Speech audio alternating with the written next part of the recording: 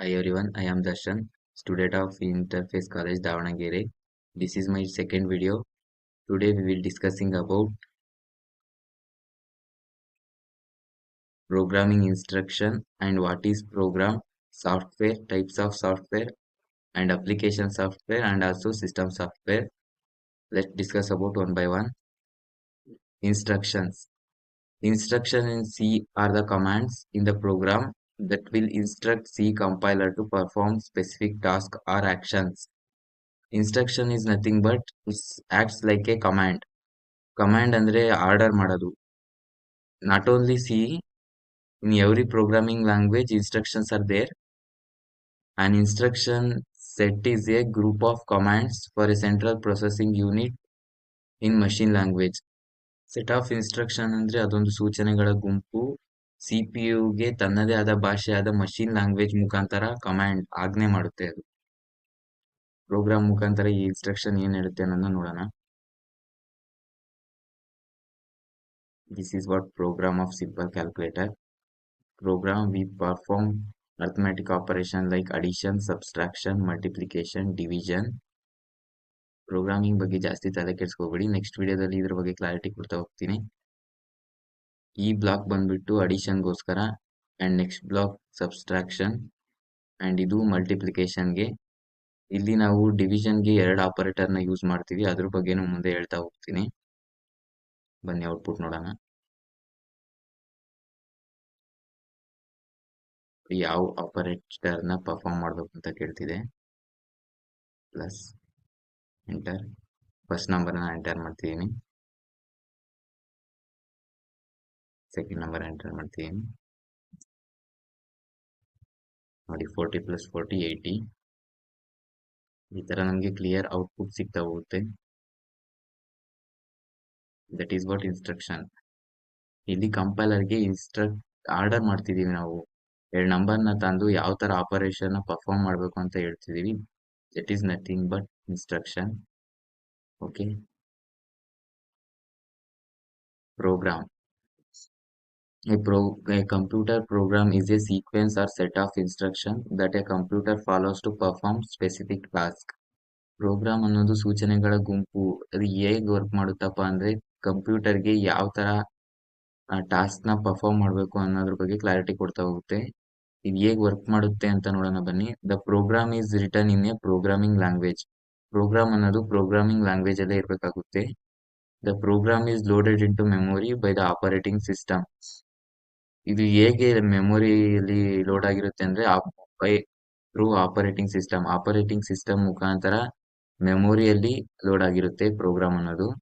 The program is either compiled, interpreted or assembled into machine readable code. ಈ compiler ಮತ್ತೆ interpreter ಮತ್ತೆ assembler ಬಗ್ಗೆ ಗೊತ್ತಾಗಬೇಕು ಅಂದ್ರೆ ನಾನು ಫಸ್ಟ್ ವಿಡಿಯೋ ನೋಡ್ಬೇಕಾಗುತ್ತೆ. ಅದನ್ನೆಲ್ಲ ಹೇಳ್ತಾ ಹೋಗ್ತಿದ್ದಾರೆ. The CPU fetches, decodes and executes each instruction. ಪ್ರತಿಯೊಂದು ಸೂಚನೆಗಳನ್ನ ಸಿಪಿಯು ತನ್ನೊಳಗೆ ಇಟ್ಕೊಂಡು ಎಕ್ಸಿಕ್ಯೂಟ್ ಮಾಡುತ್ತೆ ಅನ್ನೋದನ್ನ ಹೇಳ್ತಾ ಇದ್ದಾರೆ.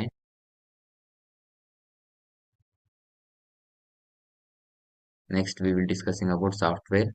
Software is a set of instruction, data, programs that are used to operate computer or interact between computational device. ಮೂರು ಸಹ ಒಂದೇ ತರ ಡೆಫಿನಿಷನ್ಸ್ ಇದಾವೆ, ಕನ್ಫ್ಯೂಸ್ ಆಗಬೇಡಿ. Software is a set of instruction, data or programs. Software ಅನ್ನೋದು ಪ್ರೋಗ್ರಾಮ್ಗಳ ಒಂದು ಗುಂಪು. ಅದು ಏನ್ ಕೆಲಸ ಮಾಡುತ್ತೆ ಅಂದ್ರೆ ಕಂಪ್ಯೂಟರ್ಗೆ ಜೊತೆ ಇಂಟರಾಕ್ಟ್ ಮಾಡೋದಕ್ಕೆ ಸಾಫ್ಟ್ವೇರ್ ಅವಶ್ಯಕತೆ ಇದೆ ನಮ್ಗೆ. ಮತ್ತೆ ಕಂಪ್ಯೂಟೇಷನಲ್ ಡಿವೈಸಸ್ ಜೊತೆಗೂ. There are mainly 2 types in software. First one is system software, second one is application software. System software ಅಂತ ಹೇಳಿದ್ರೆ the system software is the main software that runs the computer. When you turn on the computer it activates the hardware and controls and coordinates their functioning.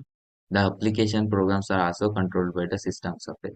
System software ಅಂತ ಏನ್ ಹೇಳಿದ್ರೆ the system software is the main software. ಇದೊಂದು ಮುಖ್ಯವಾದ software ಆಗಿದೆ.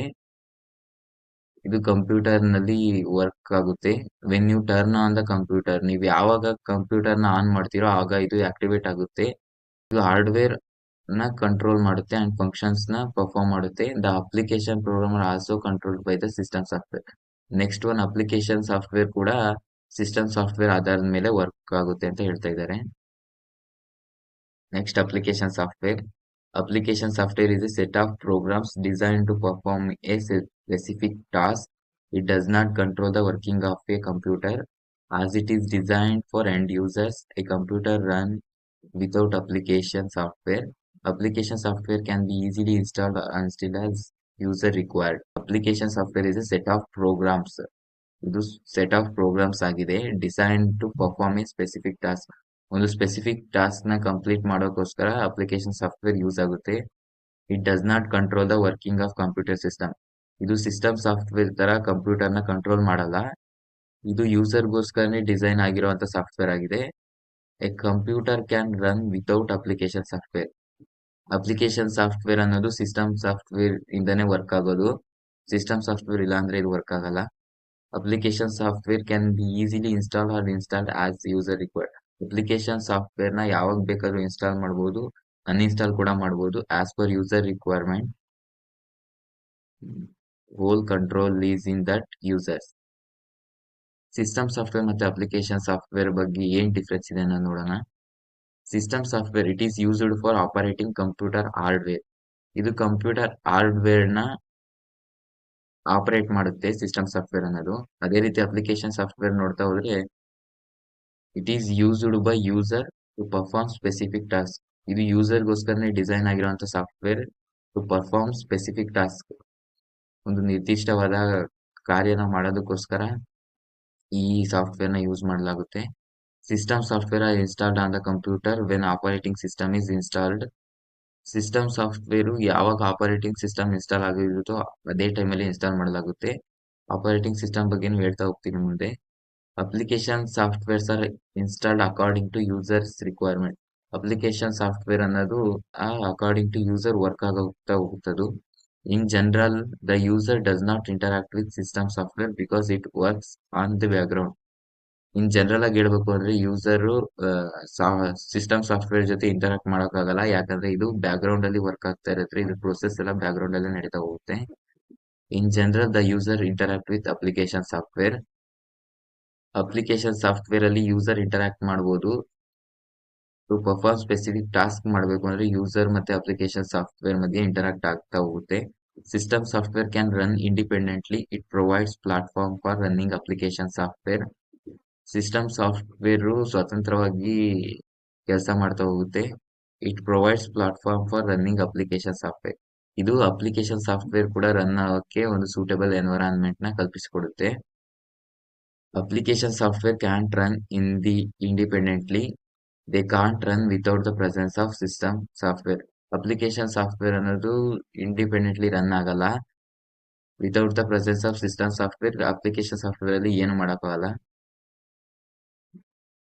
Some examples for system software ಅಂದ್ರೆ compilers, Windows, iOS, Linux, Unix, Ubuntu, Red Hat, Mac OS ಇವೆಲ್ಲ system software exams ಆದ್ರೆ application ಸಾಫ್ಟ್ವೇರ್ಸ್ಗೆ MS Word, Skype, web browser, media players, Code Blocks ಇನ್ನು ಮುಂತಾದ application software ಗಳನ್ನ ನೋಡ್ತೀವಿ. Thanks for watching.